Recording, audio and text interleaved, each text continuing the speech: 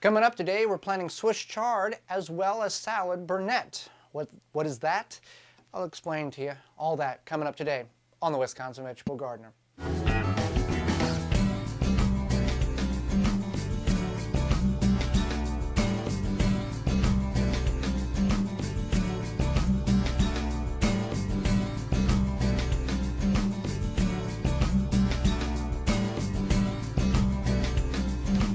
The Wisconsin Vegetable Gardener is sponsored in part by, for all your non-GMO, heirloom, organic, vegetable, flowers, and herb seeds, visit dollarseed.com. Sioux Growing Supply, located in Wausau, Wisconsin, focusing on certified leaf compost, an excellent amendment for poor soil, retains moisture and adds nutrients, which equals less watering.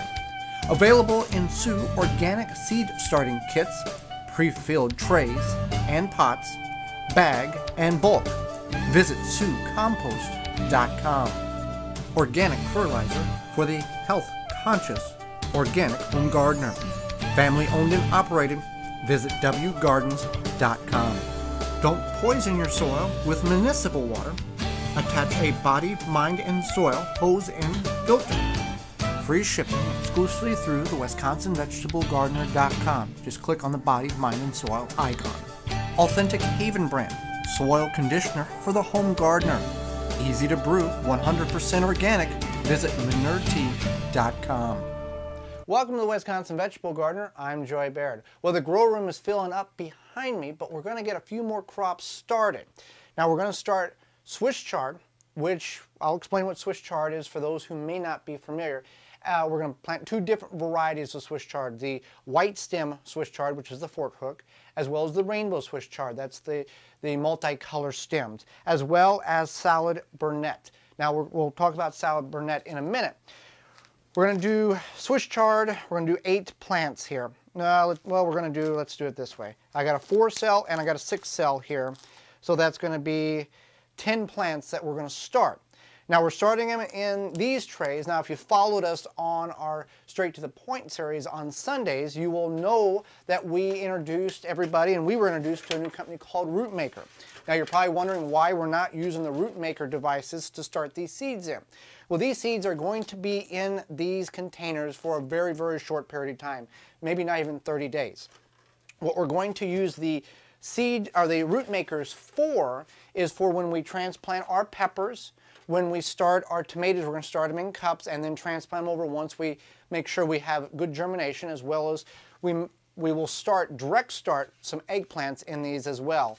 So that's why we're not using the Root Maker right now. There is a link in the show notes if you want to learn more about Root Maker and how it can improve the root structure of the plants you're growing, whether they're edibles, perennials, or trees for that matter.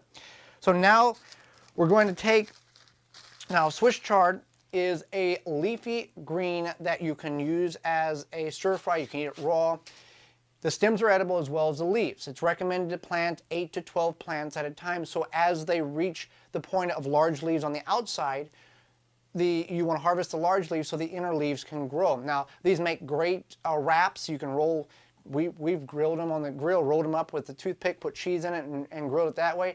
Anything you've done or you cook with spinach, Swiss chard can be that substitute. It just needs to go in the ground when the soil temperature is a consistent 50 degrees. It will grow through summer and into fall until there's a hard freeze, and then it'll die back. And in some places in the United States, in southern climates, you can get this to grow year-round. So it looks very, very similar to beet seeds. Now, Swiss chard and beets are in the same family. So what we're going to do here on these 6 packs and this 4-pack here is we're going to do 6 rainbow and 4 white stemmed or fork hook, and it's going to be pretty simple to do that. I'm using Sioux certified or Sioux professional potting soil. You can also direct sow these in the ground when the adequate time comes. So we're going to get these planted in our trays here. All right, so the seeds are identical to beet seeds, so you don't want to get these two confused. So what we're going to do is we're going to put 2 seeds in each one of these, and I'll push them down here in a minute. And the reason why 2, well, we have the adequate seed, and even if seed is less than, you have a little bit of seed, you still want to plant two because they're not always going to germinate. The soil is a little on the drier side, and we're going to moisten it up once we get everything done. Push them in, grab a little more soil, just top dress, and we're good shape there. And that was the rainbow, and we're going to mark that. No, that was the fork hook. We're going to put the rainbow over here. It's all the same. Some people say that the rainbow, certain colors grow slower than the others, so it's really personal preference. I'm going to put a couple there and there, and push these in the ground. Now, in a situation like this, if you're putting two seeds, put them opposite so they have a better chance that they're not competing with each other, if you can. And put a little more soil on top of that. Then we'll put them underneath the grow lights. These will take about 7-14 days, something in that range, to germinate. And then if both of them germinate in the container, then we will separate them. Now, another way that you can germinate Swiss chard to get it germinate a little quicker, let's say you're going to go directly sow it in the ground because adequate temperatures are 50 degrees or above in soil, you can take the seed and pre-soak it for 15 minutes, and that will help hydrate the seed. And we would recommend hydrating in Moo-Poo tea. That's what we're going to do with all of the seeds that we are able to pre-soak: peas, beans, Swiss chard, out in the garden direct sow, to help encourage them to germinate quicker. So I'm going to mark these, and then we're going to talk about salad burnet. It's a plant that you may have seen, but you're not familiar of what it is. All right, so I marked them, or we've got those planted. We'll put them underneath grow lights. Now we're going to talk about and plant a variety called salad burnet. Now, this is a plant that originated in the Europe area and northern portions of Africa, and was brought over around the 1600s when the colonies were coming over, and it was even referenced by Thomas Jefferson. Now, salad burnet is a plant that it's a perennial. That means it will come back year after year, and it can get up to 90 centimeters for the metric individuals there. 90 centimeters, that's about 3 foot for standard. And you want to put it in an area where, again, it's going to be not bothered by you tilling or moving the soil, because it's going to come back year after year.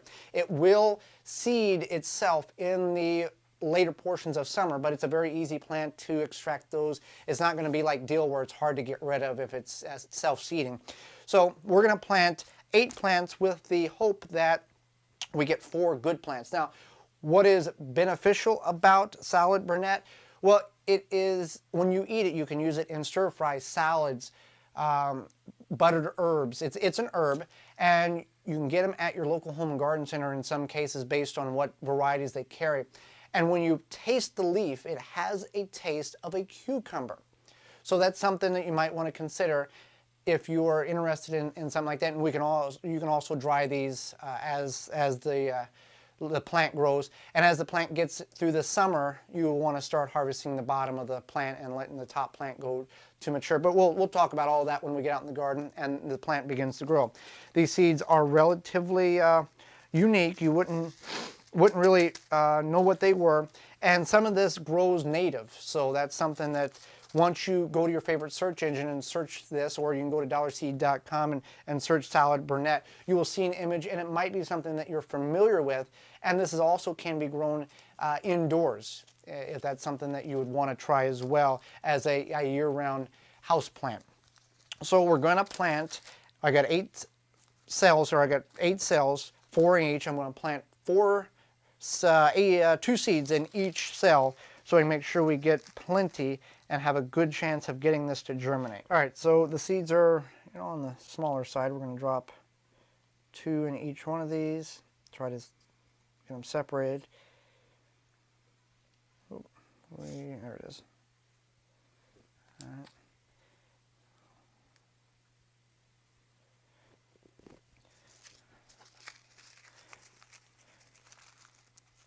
Now you can direct sow these out in the garden as well, but it's just going to be get a little jump start on this. And now that we're going to take a little topsoil, a little professional potting soil, top dress these.